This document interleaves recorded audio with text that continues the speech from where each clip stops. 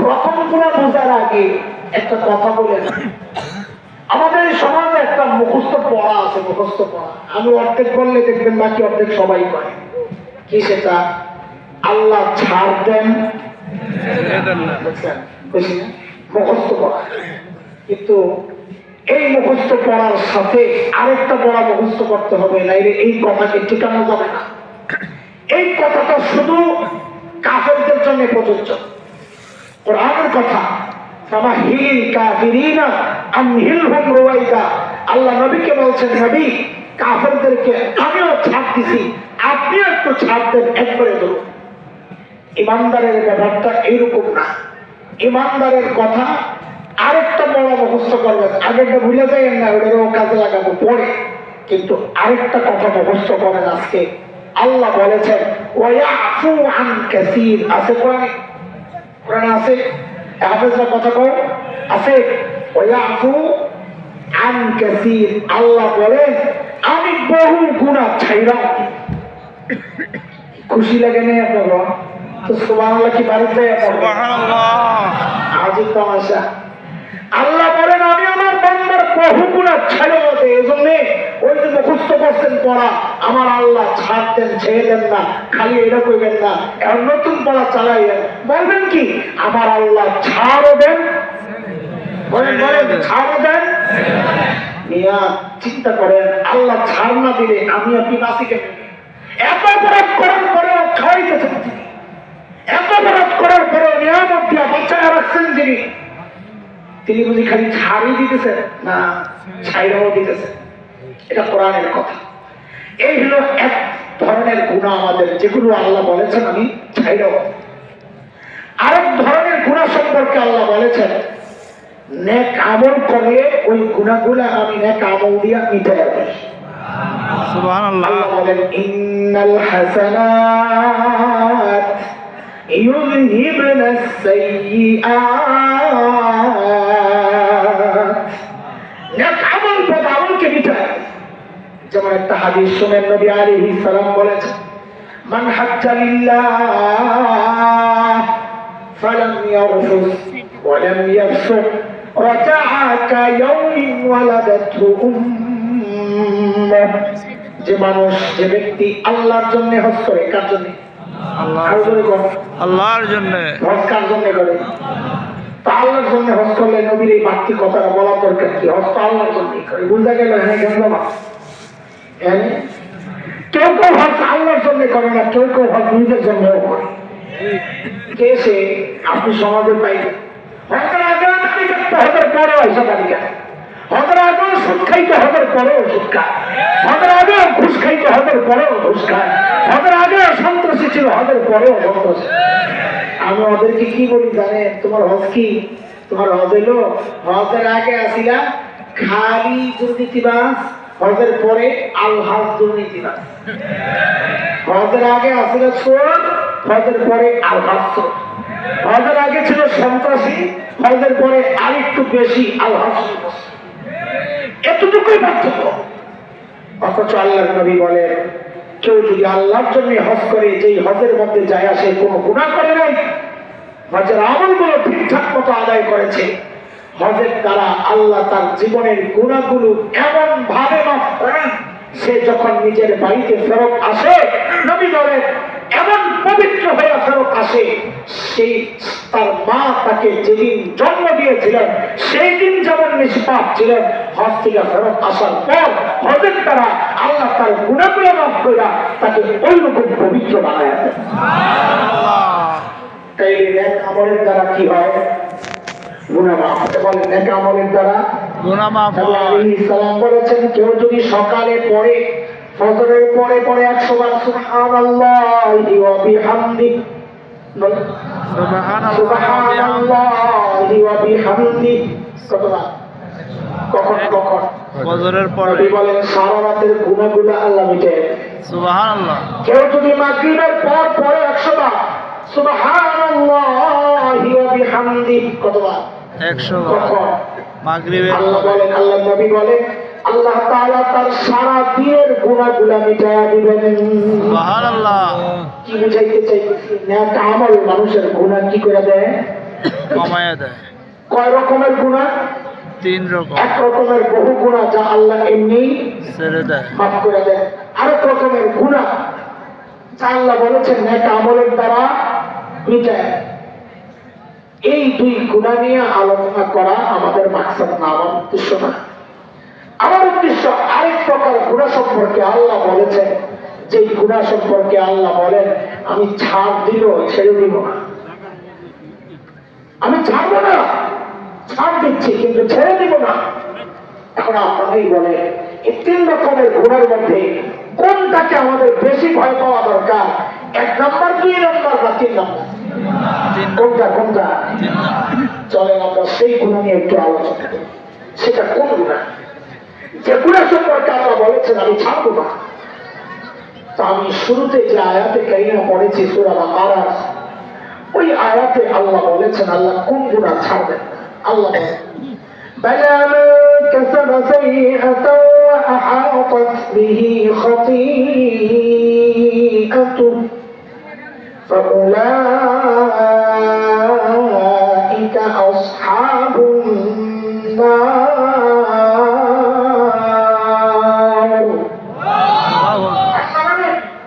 যে গুনাহ বান্দাকে ঘিরে নেয়, যে গুনাহ বান্দাকে, মানে কি মুফাসসিররা বলেন যে গুনাহে বান্দা ভেসে যায়, ছাড়তে পারে না।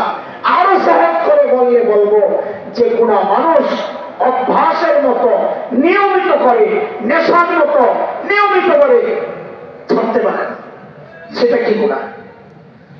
শুরুতে বুঝেন, সেই গুনাহ আমার জন্য একটা হইতে পারে, আপনার জন্য আরেকটা হইতে পারে, আরেকজনের জন্য আরেকটা হইতে পারে। কেউ মিথ্যা ছাড়তে পারে না, নিয়মিত মিথ্যা বলে, এটা তার নিয়মিত গুনাহ। কেউ শরাব খায়, ছাড়তে পারে না, তার নিয়মিত গুনাহ। কেউ বেপরদায় চলে, পর্দা করতে পারে না, তার শরম লাগে, তাকে আনস্মার্ট মনে হয়, ওইটা তার নিয়মিত গুনাহ।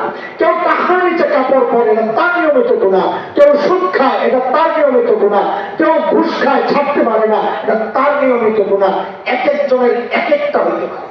কিন্তু আমরা এই সমাজের চলিত সমাজ নিয়ে চিন্তা করি, আমরা এই সমাজ তালাশ করে করে করে করে এখন এমন একটা গুনাহ পাওয়া গেছে যে গুনার মধ্যে সমাজের প্রায় সবাই জড়িত, বুড়াও জড়িত, জুয়ানও জড়িত, ছোট্ট বাচ্চাও জড়িত, পুরুষও জড়িত, নারীও জড়িত, হায় কোন কোন মসজিদের ইমামও জড়িত, মুসল্লিও জড়িত, কোন কোন পীর সাহেব জড়িত, মুরিদও জড়িত, কোন কোন আলেম জড়িত, সাধারণ মানুষও জড়িত। প্রায় সবাই যে গুনার মধ্যে জড়িত, সেই গুনাটার নাম হচ্ছে টাচ মোবাইলের গুনাহ। পারলে অস্বীকার কর, পারলে অস্বীকার কর, হিম্মত আছে? কি উপায়? আমার কাছে লাগে কি জানে, এই জমানার মুসলমান আল্লাহর কাছে সবচেয়ে বেশি ধরা খায় ওই মোবাইলে। কত মিশা কথা যে মোবাইলে, কত কি বলছে এই মোবাইলে, ফেসবুক। আমার আল্লাহ দায়িত্ব দিচ্ছে, আমার ইমানি জিম্মাদারি। বড়দের ভুল করে ফেসবুকে লেখা, আমার ইমানি জিম্মাদারি হয়।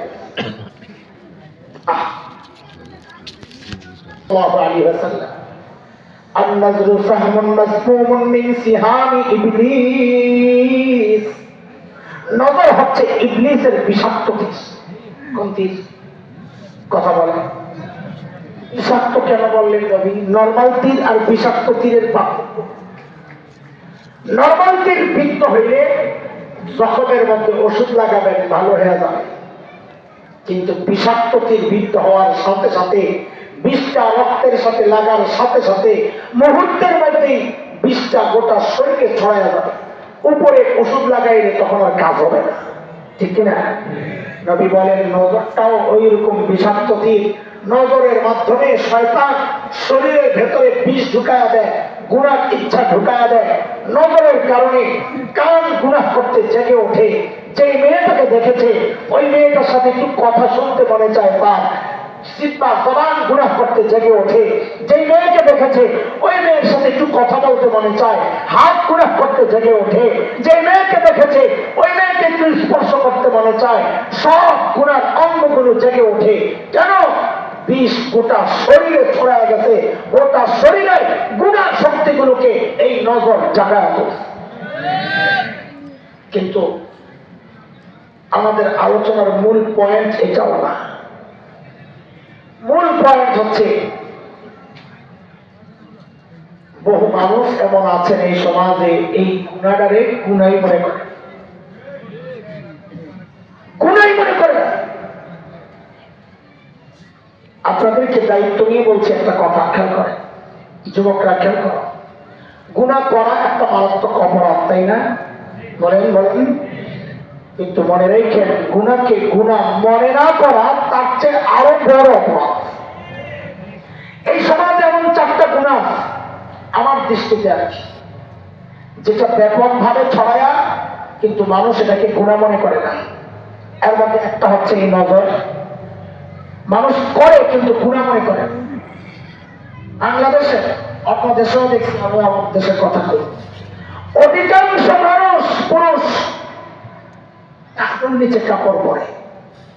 টাকনুর নিচে কাপড় পরা সওয়াবের কাজ না, অথচ আপনি চেক করে দেখেন অধিকাংশ মানুষ এই গুনায় জড়ায় আছে, অথচ গুনাহ মনে করে না।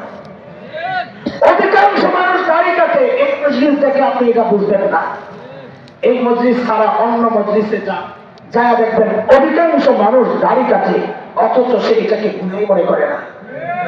4 নম্বর গুনাহ আমার মা বোনদের, অধিকাংশ পর্দানশীল মা, যারা পর্দা করে না তাদের কথা বলছি না, অধিকাংশ পর্দানশীল মা যারা পর্দা করে অধিকাংশই একটা গুনার মধ্যে জড়ায় আছে, অথচ আফসোস তারা এটাকে গুনাই মনে করে না। সেটা কি একটু খেয়াল করে বুঝেন। বাবা, আমারই তো মা, আমারই তো বোন, আমারই তো মেয়ে, আমারই তো স্ত্রী, আমি তাদেরকে বুঝাই, তারাও আছেন এখানে, তারাও শুনুক। অধিকাংশ পর্দা করে নারী এই গুনায় জড়ায় আছে। কি সেটা? পর্দার মূল চিন্তা আল্লাহ কি চাইছে? আল্লাহ কি চাইছে? সূরা নূর 31 নম্বর আয়াত খুলে দেখেন, আল্লাহ কি বলেন? আল্লাহ বলেন, ওয়ালা ইউযিনা যিনাতাহুন্না, মেয়েরা যেন তাদের সৌন্দর্য প্রকাশ না করে। কি প্রকাশ না করে? কাজেই কোন নারী যদি ছালা চট গায়ে দিয়া নিজের সৌন্দর্য গোপন করে, শরীয়ত বলবে সে শরীয়ই পর্দা করছে। কোন নারী যদি প্লাস্টিকের পলিথিন গায়ে দিয়ে নিজের সৌন্দর্য গোপন করে, তা আমার কোরআন বলে সে শরীয়ই পর্দা করতেছে। কিন্তু বাংলাদেশের বাইরে অবস্থা আরো খারাপ। অধিকাংশ মা বোন এখন এমন বোরকা পরে, ঝিকঝাক রঙিন ডিজাইন টাইপে এই সমস্ত বোরকা দিয়া আমি তো হলক করে বলতে পারি সৌন্দর্য গোপন হয় না, বরং সৌন্দর্য ওপেন হয়। স্বীকার করেন? করে না স্বীকার? মেয়েটা অসুন্দর, সে বোরকা ছাড়া চললে তার দিকে কেউ তাকাইতো না, তার চেহারা এমন না, কাটিং এমন না। শুনতে খারাপ লাগে কথাগুলা, আমিও বুঝি, আমারও বলতে খারাপ লাগতেছে। এখানে আমার মেয়ের মতো বাচ্চারা আছে, ওরা কি মনে করে? কিন্তু তার চেয়ে আরো খারাপ হচ্ছে ওরা যা করছে। না বলা, এটা আমার খেয়াল হবে। মানুষ কি বলবে ওই ঘরে কথা বলা ছেড়ে দিলে তো কথা বলা উচিত না তাদের। আমি তো চিন্তা করবো আমার রব কি বলে। কথা বলবো কার কার কার সন্তুষ্টির জন্য? কার সন্তুষ্টির জন্য? আমার অধিকাংশ বোন এই গুনায় জড়ায় আছে। সে যদি বোরকা ছাড়া চলতো, যুবক তার দিকে তাকাইতো না, অতটা সুন্দর না। তার পোশাকের হালত বড় নাজুক, কিন্তু সে এমন একটা বোরকা বানিয়ে নিছে, বের হওয়ার সময় ওটারে এমন কাটিং করে বইরা বের হয় যে তাকাইতো না, এখন সেও তাকায়। তাহলে আপনারাই বলেন, এই বোরকা দিয়া সৌন্দর্য গোপন হইল না সৌন্দর্য ওপেন হইল? তাহলে এটা শরীয়তের পর্দা কি করে হবে বলেন? অথচ সে মনে করতেছে সে পর্দা করতেছে। এই জন্য বলি, অধিকাংশ পর্দাশীল নারী একটা গুনার মধ্যে জড়ায়া, অথচ আফসোস সেটাকে গুনাই মনে করে না। দাড়ি কাটা একটা গুনাহ কিনা? বলতে খারাপ লাগে, তাই না? আমাদের বলতে খারাপ লাগে না। সেদিনে আপনাদের কাপাসিয়ায় এক জায়গায়, কোন জায়গায় দাড়ি কাটা একটা বলে দিচ্ছি, এক পাশে পয়সা ইচ্ছা মতো করেছি। মাসা এতে কি আসে যায়? কে মন খারাপ করলো এতে আমার কি আসে যায়? কারোর খুশি করার জন্য তো কথা বলি না, কে মন খারাপ করলো ওই চিন্তায় কথা বলি না। আমরা কথা বলবো আমার আল্লাহকে রাজি করা। দাড়ি কাটা এটা কি কি দেখেন, মানুষ যে গুণারে গুণা মনে করে না, এটা একটা প্রমাণ দিই।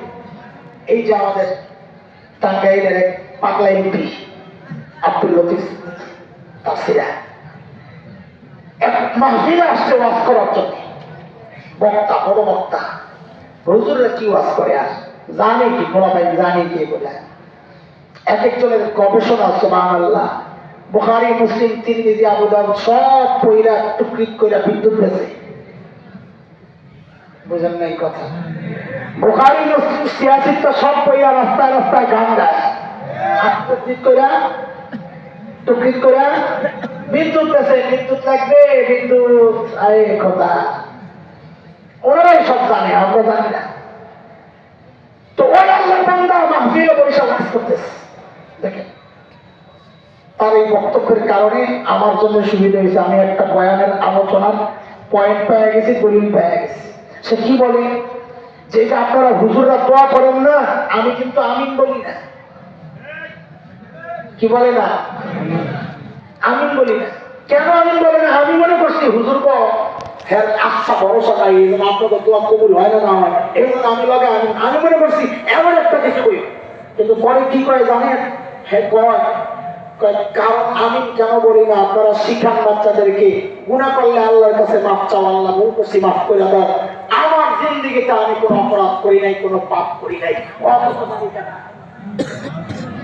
অথচ তার মানে কি দাড়ি কাটাতে পাপ সেটা পারে না। গুনাহ মানে না করা, গুনাহ করছে মারাত্মক। কেন এটা? এই আমার বাবারা, আমার বড় কষ্ট হইতেছে, বড় আপনাদের বুঝাইতে পারবো না কি কষ্টে আমি কথা বলতেছি। এক সাবজেক্ট কত করে কান্দে আমার মেসেজ করা লাগবে পিছন দিয়া। আল্লাহ থাক থাক আর হ্যাঁ খেলাম পালাইছি, আপনি বুঝবেন না। হ্যাঁ বুঝে গেছে গন্ডগোল। আচ্ছা ঠিক আছে, শয়তানকে কি বুঝাই দিয়েছি? গুনাহ করা অপরাধ, কিন্তু গুনাহকে গুনাহ মনে না করা তার চেয়ে বড় অপরাধ। কেন? এটা একটু গভীর থেকে বুঝেন। শয়তানকে যখন আল্লাহ তাড়াইয়া দিছে, শয়তান কিন্তু আল্লাহর কাছে কিছু আবদার করে মঞ্জুর করাইছিল, জানেন তো? জানেন বিষয়টা কেমন? আগে একটু বুঝেন। 3-4 বছর আগে, 3-4 বছর আগে হজের সফরে আমি ছিলাম মদিনায়। তো মদিনা ইউনিভার্সিটির কিছু ছেলে পেলে আমাদের খেদমত করে, ওদের থেকে শুনছি আর কি যে হুজুর আজকে একটা কাহিনী হয়েছে। কি? যে মদিনায় এক হাজি ধরা পড়ছে ভিক্ষা করে। ওখানে তো ভিক্ষা করা নিষেধ, ধরা পড়ছে। তো বাংলাদেশ হজ মিশন, হজের অফিস, ওখানে খবর দেওয়া হয়েছে যে আপনাদের হাজি একটা ধরা পড়ছে, ওর লইয়া যাও, দেশে বানায় দেয়। এটাই শাস্তি।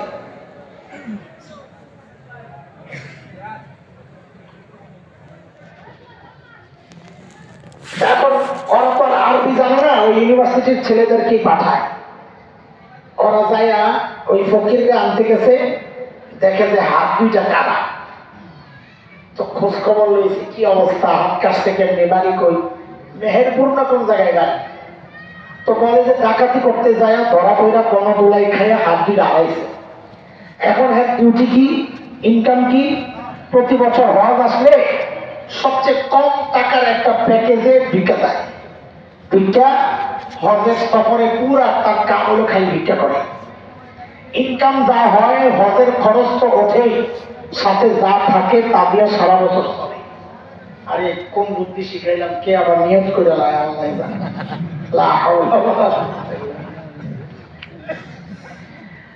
বলে আরে ধরে আনছি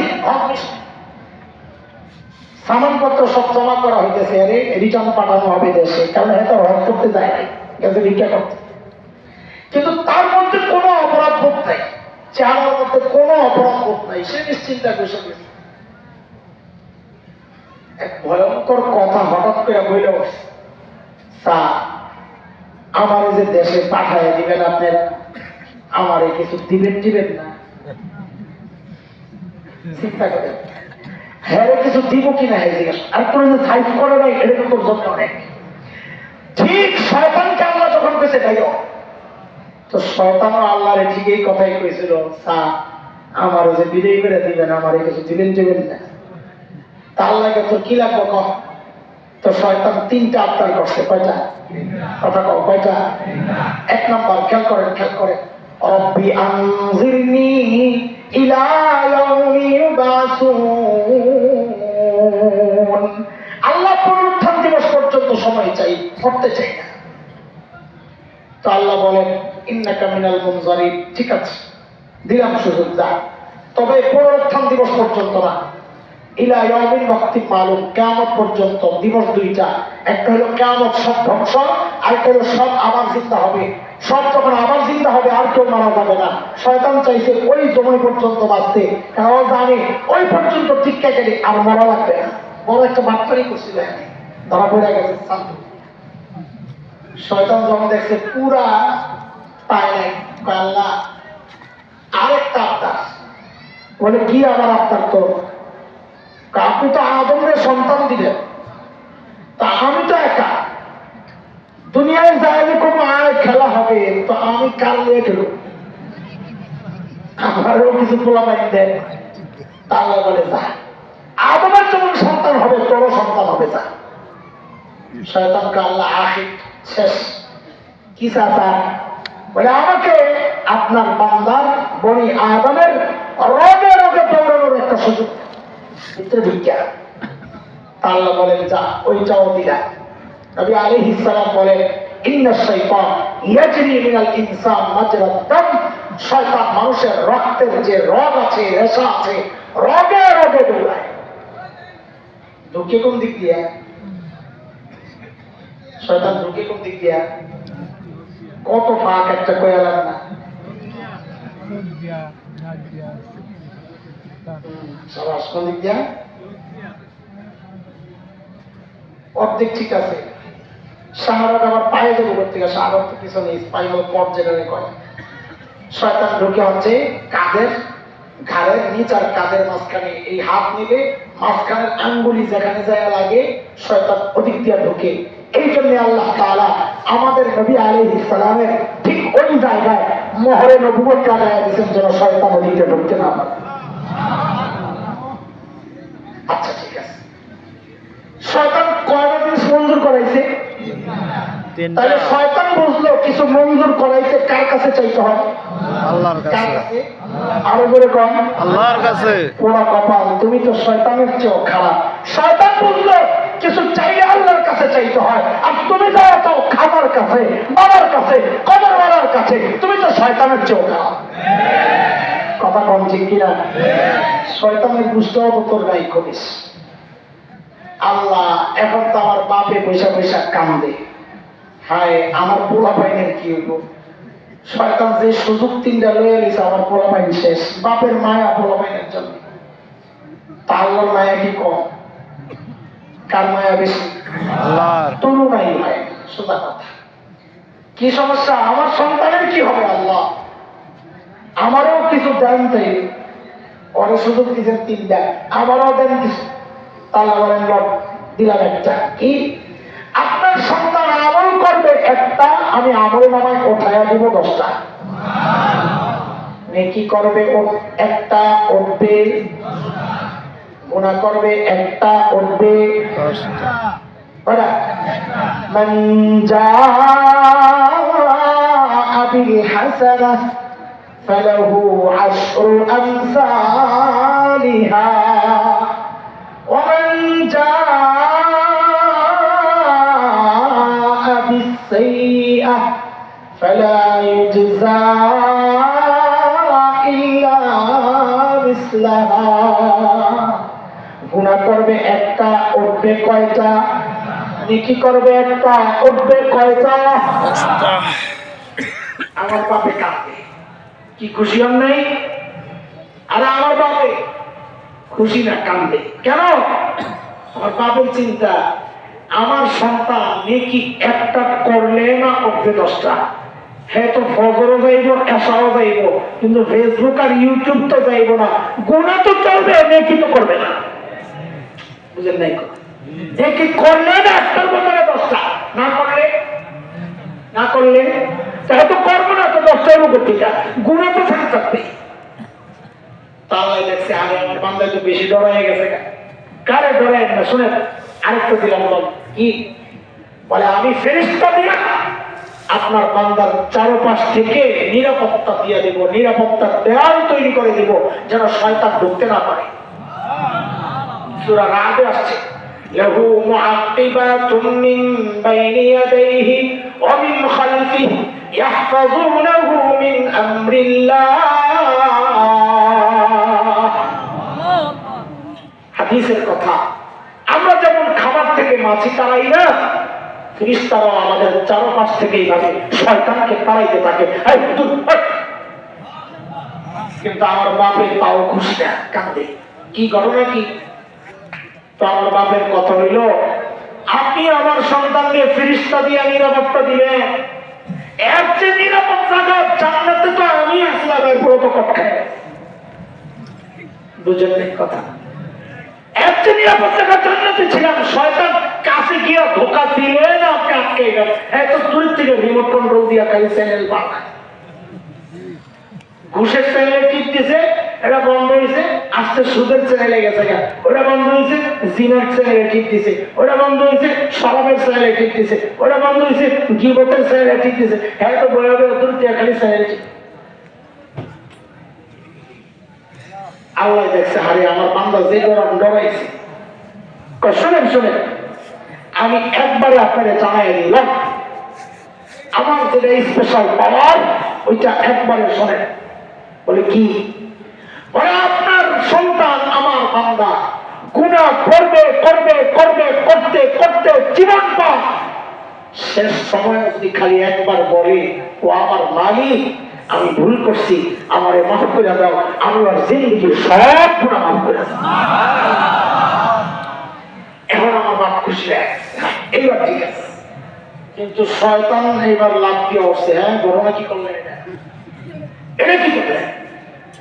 সব যদি মাফ করে দেন, তা আমারই আর 3টা সুযোগ দিচ্ছেন কোন কামের লেগে, আমি আর হেরে দিয়ে ঘোরা কি করব?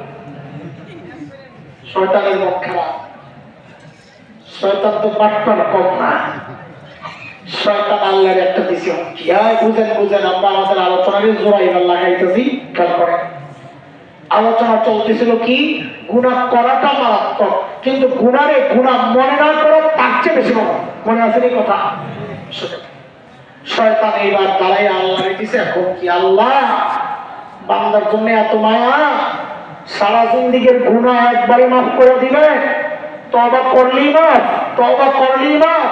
তো শুনে, আমিও আপনার বান্দারে দিয়া এমন গুনাহ করাবো যেন সে তওবা না করে। তওবা করলে না মাফ করবে, না করলে না করলে ওই ওই গুনার যে প্রকার, ওই প্রকার নিয়ে আমাদের আলোচনা। তওবা সারা মাফ হয়, ওগুলোর কথা শেষ। বহু গুনাহ এমনি মাফ, বহু গুনাহ নেক আমল দিয়ে মাফ। আমরা আলোচনা করতেছি যেগুলো আল্লাহ মাফ করবেন না তওবা ছাড়া। শয়তান কয় আমি এমন গুনাহ করাবো যেন বান্দা তওবা না করে। মুহাক্কিক আলেমরা হয়রান। আরে সেই গুনাহ কোনটা? যে গুনাহ বান্দা করে কিন্তু তওবা করে না, যে গুনাহ করে কিন্তু তওবা করে না। খুঁজতে খুঁজতে খুঁজতে খুঁজতে পাইছে, পাওয়া গেছে সেই গুনাহটা কোনটা? সেই গুনাহ হচ্ছে বান্দা যে গুনাহ করে কিন্তু গুনারে গুনাহ মনে করে না। গুনারে গুনাহ মনে করলে না তওবা করবে। যেমন দেখেন বিদআত। বিদআত কেন তোমার গুনাহ? কারণ তওবা নসিব হয় না। কেন? কারণ তওবা করে মানুষ গুনাহ করলে সে যে বিদআত করতেছে, সে কি গুনাহ মনে করে করতেছে না সওয়াব মনে করে করতেছে? সওয়াব মনে না করলে তো বিদআতই হবে না। সওয়াব মনে করে করছে বলেই তো বিদআত। তো যেহেতু সওয়াব মনে করে করছে, তো সে তওবা কেন করবে? সওয়াব করে কি মানুষ তওবা করে? এই জন্যই তো বিদআত এত মারাত্মক গুনাহ, যে গুনাহে গুনাহ মনে করতেছে না, সে সওয়াব মনে করতেছে। শয়তানের চ্যালেঞ্জ এটা। এই জন্য দোস্ত, আমরা এই জাতীয় গুনাহগুলো নিয়ে বড় আতঙ্কিত যে তওবার যে দরজা খোলা, আহারে এই জাতীয় বান্দার জন্য, মানুষের জন্য সেই দরজা তো বন্ধ। কারণ সে তো তওবা করবে না। কেন করবে না? কারণ সে তো দাড়ি কাটাকে গুনাহ মনে করতেছে না। এই জন্যই তো কয় আমি আমিন কই না, আমি জীবনে কোনো গুনাহ করি নাই। সে যে দাড়ি কাটে সেটাকে গুনাহই মনে করে। এখন আপনারা বলেন, শেষ সময়ের কথা, অনেক কথা হয়েছে, কিন্তু আরো 2-4 ঘন্টা কথা বললেও তো সমস্যা না, কিন্তু এই অবস্থায় আমি কথা বললে আমি নিজেই অসুস্থ হয়ে যাবো, আমার এত কষ্ট লাগতেছে, জানলা বাড়িয়ে যেতেছে, আপনারা বুঝবেন না, মনে করেন না নিজের দুর্বলতা ঢাকার জন্য এই কথাগুলো বলতেছি। না না না না না, আমি দুর্বল, এটা আমি স্বীকার করেই কথাগুলো বলতেছি। কিন্তু দুর্বলের লগে এটা সবল না হইলে আর চালানো যায় না, এটা তো আগেই বললাম। আচ্ছা এবার বলেন, ছাড়তেছি না, আসল কথা রয়ে গেছে, মূল কথা রয়ে গেছে। যুবকরা তোমরা আগে বলো আমাকে, বাবা গুনাহ ছাড়বো কিনা এটা বলো। বলে ছাড়বেন ইনশাআল্লাহ, আমি গুনাহ ছাড়বো ইনশাআল্লাহ। বাবা বাবারা কথা বলেন, গুনাহ ছাড়বো ইনশাআল্লাহ। কে কে ছাড়বো? আল্লাহ আপনাকে বলবেন। দেখেন আমাদের বড়রা কোরআন হাদিস থেকে বাছাই করে করে খোঁজে খোঁজে গুনাহ ছাড়ার জন্য আমাদের জন্য কিছু সহজ পরামর্শ দিচ্ছে। এইভাবে চললে না গুনাহ ছাড়া তোমার জন্য সহজ হয়ে যাবে। এই ছোট্ট একটা পরামর্শ আমি আপনাদেরকে দিয়ে আজকের মতো আলোচনা শেষ করতে চাই। কি সেই পরামর্শ? দেখেন, একজন মানুষ গুনাহ করে, 2টা চিন্তা তাকে গুনাহ করতে উৎসাহিত করে। কয় চিন্তা? 1 নম্বর একাকিত্ব। একাকিত্ব, সে যখন একা হয় ওই একাকিত্বটাই তাকে গুনাহ করতে উৎসাহিত করে। আপনি দেখেন, একা হইলে মোবাইলে খালি অন্ধকার জগতে ঢুকতে মনে চায়, ঠিক কিনা? এই ভাবনার বিরুদ্ধে আল্লাহ জবাব দিচ্ছেন, তুই একা কোথায় রে? অহুয়া মাআকুম আইনামা কুনতুম, তুই যেখানেই থাকস না কেন আমি আল্লাহ তোর সাথী আছি। এই একা কোথায়? 2 নম্বর ভাবনা, যে ভাবনা মানুষকে গুনাহ করতে উৎসাহিত করে, সেটা কি? সেটা হচ্ছে আমাকে কেউ দেখে না, আমাকে কেউ। এই জন্য গুনাহ করার সময় মানুষ এইটুকু কেউ দেখে কিনা, আমাকে কেউ দেখে না, এই চিন্তাটাও মানুষকে গুনাহ করতে উৎসাহিত করে। এই চিন্তা আর ভাবনার বিরুদ্ধে আল্লাহর জবাব, আলাম ইয়ালাম বিআন্নাল্লাহা ইয়ারা, এ বান্দা কি জানে না আমি ওর দিকে তাকায় আছি? দেখে না মানে আমি আমার তাকায় আছি। হাজরিন, খুব মনোযোগ, খুব মনোযোগ, অল্প সময়ের মধ্যে আমি শেষ করবো ইনশাআল্লাহ। গুনাহ করার সময় যদি একজন মানুষ খালি এই চিন্তাটা করে যে আমাকে কে দেখতেছেন, সবাই বলেন কে দেখতেছেন, কথা ঠিক আছে, কিন্তু আমরা এই জায়গায় আল্লাহর ভিন্ন একটা নাম বলবো। কেন? আমি যে আয়াতকে আনবো প্রমাণ হিসাবে, ওই আয়াতে আল্লাহ নিজের পরিচয় ওই নামটাই দিয়েছেন। আমরা বলবো আমাদেরকে দেখতেছেন রব্বে কারীম। বলে কে দেখতেছেন? সবাই বলে কে দেখতেছেন? আবার বলে কে দেখতেছেন? কোরআনে সূরা ইনফিতার 30 নম্বর পারার 5 নম্বর সূরা, ওই সূরায় আল্লাহ তাআলা বলেন, আমি আপনি যখন গুনাহ করি আল্লাহ বান্দাকে তখন ডাকতে থাকে। এখানে 2টা কথা, রব্বে কারীম দেখেন আর ডাকতে থাকে। কি করে? প্রথম কথা দেখে না, ডাকেন। দেখে না, বলেন দেখে না। কোরআনের কথা আল্লাহ বলেন, ইয়া আইয়ুহাল ইনসান মা গাররাকা বিরাব্বিকাল কারীম। ও মানুষ, ওই কারীম রবের ব্যাপারে তোমার কে ধোঁকায় গেল? এই কথাটার যে কত ওজন যদি বুঝাইতে পারতো আপনি করে, একটা শব্দ বুঝেন তাও যদি একটু অনুভূতি আসে। কারীম, কারীম, কারীম কাকে? আরবিতে কারীম বলা হয় ওই দাতাকে যিনি না চাইতেই দেন। বলেন না চাইতে, চোখটা চায়া পাইছে না, না চায়া? বলেন বলেন, চায়া না, না চায়া? কানটা চায়া না, না চায়া? জবান চায়া না, না চায়া? আচ্ছা একবারে বলেন তো, আমার শরীরের কোন অংশটা আমি আল্লাহর কাছে চায়া পাইছি? যে রব না চাইতে সব দিচ্ছেন তাকে আরবিতে বলে কারীম। কি বলে? ডাক্তার ওজনটা বোঝার জন্য একটা উদাহরণ বোঝেন। বলেন তো আপনারা, আল্লাহ ছাড়া, রাসূল ছাড়া একজনের নাম বলেন, আমাদেরকে সবচাইতে বেশি ভালোবাসেন কে? আরে আল্লাহ ছাড়া, রসুল ছাড়া। একজনের কথা কম, কে? আরো করে কম না, আমরা একটু শান্তি পাইতে। যার মা নাই সে জানে এই ডাকটা কত মধুর। আহা, মা যে কি জিনিস, মার পরিচয় আল্লাহ কি মমতার দরদ দিছে এটা আল্লাহ জানে আর মা জানে। আমি তো মাঝে মধ্যে আমার বাচ্চাদেরকে বলি, এই মা ছিল মা, মাও মানুষ, ঘরে খাবার আছে অল্প, মা যদি বুঝেন যে আমি যদি খাই বাচ্চাদের পেট ভরবে না, মা ওই মানুষ ওই মুহূর্তে আস্তে একটা নাটক করে বসবেন, কি আমার আম্মুর বমি বমি লাগতেছে, তোমরা খায় নাও, অথচ ক্ষুধায় পেটটা জমে। মা ওই মানুষ। আরে মা চলে গেছে, এখন বুঝি। যখন ঘরে ফিরতাম মাহফিল করে গভীর রাত, আমার বাসা 9 তলায়, এই গলি, এরকম গলি ঢুকলেই দেখা যায় বাসা, তো ঢুকেই গাড়ির এক পাশে জানালার কাছে এসে উপরের দিকে তাকাইতাম, কেন যেন মন টাকতো কেউ একজন দাঁড়ায় গেছে, চাবি আছে সাথে, দরজা খুলে যখন ভেতরে ঢুকতাম কি পাইতাম? বউ ঘুমাইতেছে, অপরাধ করে নাই, এটাই তো ঠিক। সন্তানরা, বাচ্চারা ঘুমাইতেছে, এটাই তো ঠিক। একজন মানুষ শুধু বেঠিক, তিনি ঘুমান না, হায় তিনি হচ্ছেন মা। কখনো চায়া দেখতাম জানালার কাছে চুপচাপ দাঁড়ায় রয়েছে, কখনো পাইতাম জায়নামাজের দোয়ায় ওঠা হাত উঠায় বসে রয়েছে, কখনো যায় পাইতাম অস্থির পায়চারি করতেছে ঘরের মধ্যে। মাঝে মধ্যে চায়ে জড়ায় ধরতাম, মা ঘুমান না, আপনি ঘুমান না। তো কি জবাব দিতেন? বাবারে বাহিরে যতক্ষণ তুমি থাকো ঘুম তো আমার আসে না, ঘুম তো আমার আসে। এর বাবা এই জন্যই তো ওলামারা বাবা আর মায়ের মাসআলা আলাদা করছে।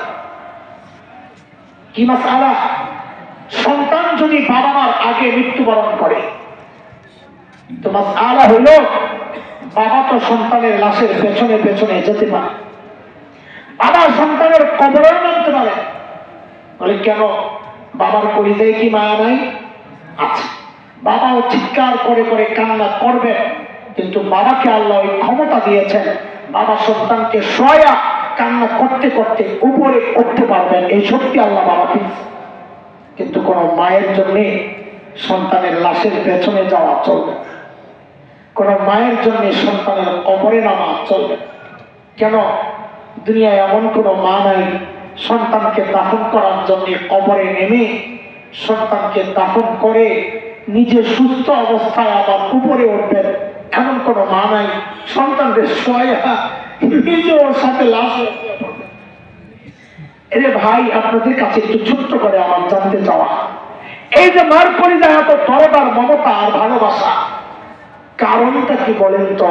মা আমার চোখ বানিয়েছেন সেই জন্যে, কান বানাইছেন সেই জন্যে, জবান বানাইছেন সেই জন্যে, হাত দুইটা বানাইছেন সেই জন্যে। একবারে বলেন না মার এত দরদ কি বানাইছেন? মা আমার শরীরের কি বানাইছেন বলেন না? হ্যাঁ, কিছুই না। অল্প কয়েকদিন ভাড়াটিয়ার মতো পেটে ধারণ করেছেন, হওয়ার পরে লালন করেছেন, তাতেই মার কলিজায় এত মায়া। মা আমার কিচ্ছু বানান নাই, তাতেই মার কলিজায় এত মায়া। আহ আহ তাইলে যে আল্লাহ আমার চোখ বানাইছেন ওই আল্লাহর কত মায়া, যে আল্লাহ আমার নাক বানাইছেন ওই আল্লাহর কত মায়া, যে আল্লাহ আমাকে এত এত নিয়ামত দিয়া বাঁচায় রাখছেন ওই আল্লাহর কত মায়া। আরে জালিম, তুমি কি দেখো না আমার মালিকের কত মায়া?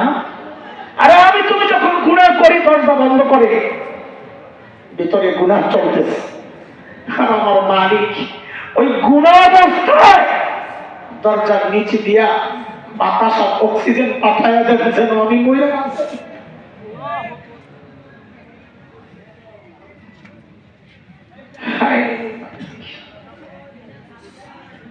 আমি আপনি যখন গুনাহ করতে থাকি বাবা, ওই কথাগুলা মনে করায়া দিয়া দিয়া মালিক ডাকতে থাকেন, কি বইলা? ইয়া আইয়ুহাল ইনসান মা গররাকা বিরাব্বিকাল কারীম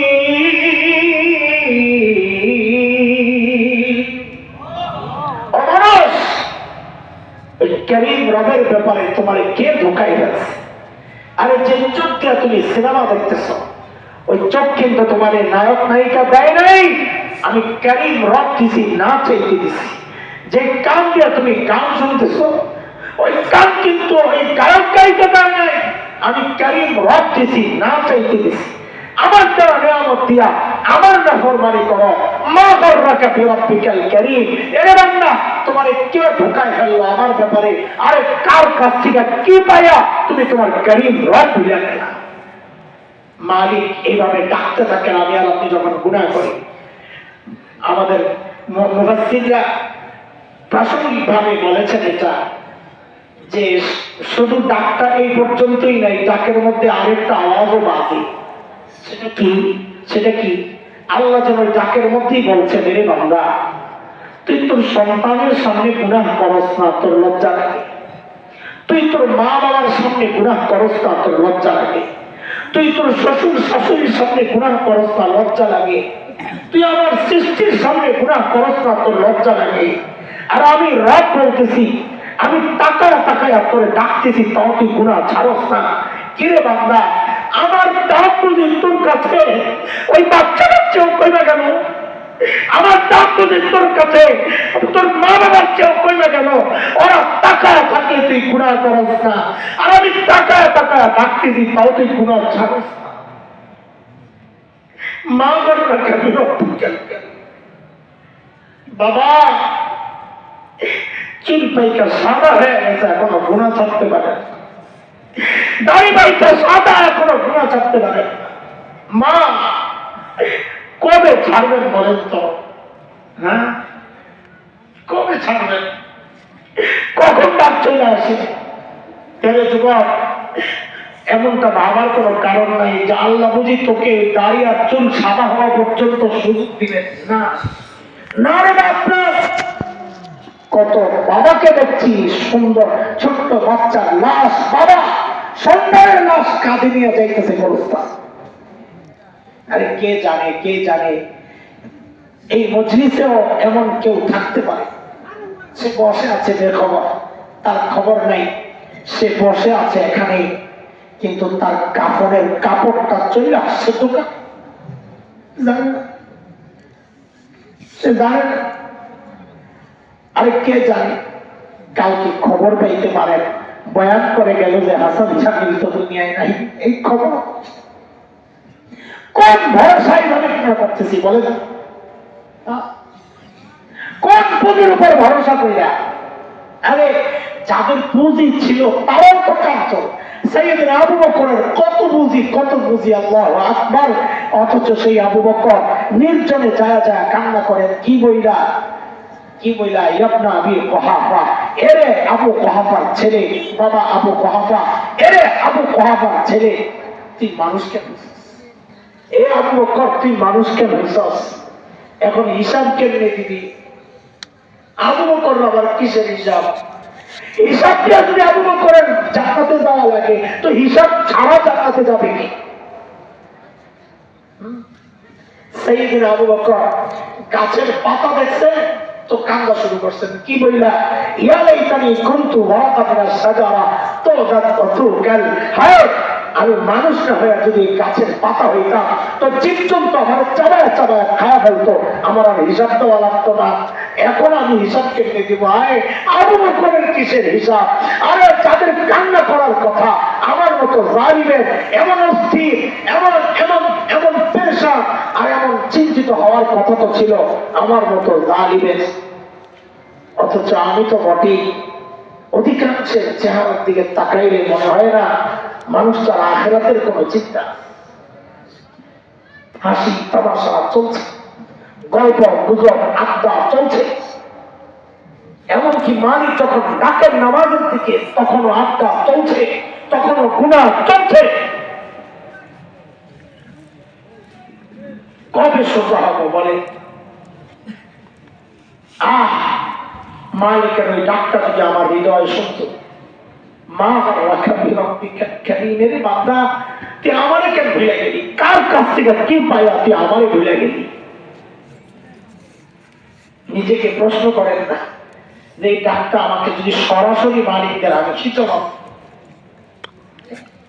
হাসরের মাঠে দাঁড়াইলে যদি জিজ্ঞেস করে এইভাবে চলে দুনিয়ায় আমি ডাকছি, তারপরেও তুই আমার নাফরমানি করছিস কেন? জবাব দে, জবাব দে। তোরে যে যৌবন দিছিলাম এই যৌবন কোন কামে লাগাইছ? জবাব দে। তোরে যে হায়াত দিছিলাম এই হায়াত কোন কামে লাগাইছ? জবাব দে। তোরে যে এলেম দিছিলাম এই এলেম কোন কাজে লাগাইছ? জবাব দে। মান কেমনে কামাইছ? জবাব দে। কোন রাস্তা খরচ করছ? জবাব দে। আর কি জবাব বলেন না, আমার তো জবাব নাই।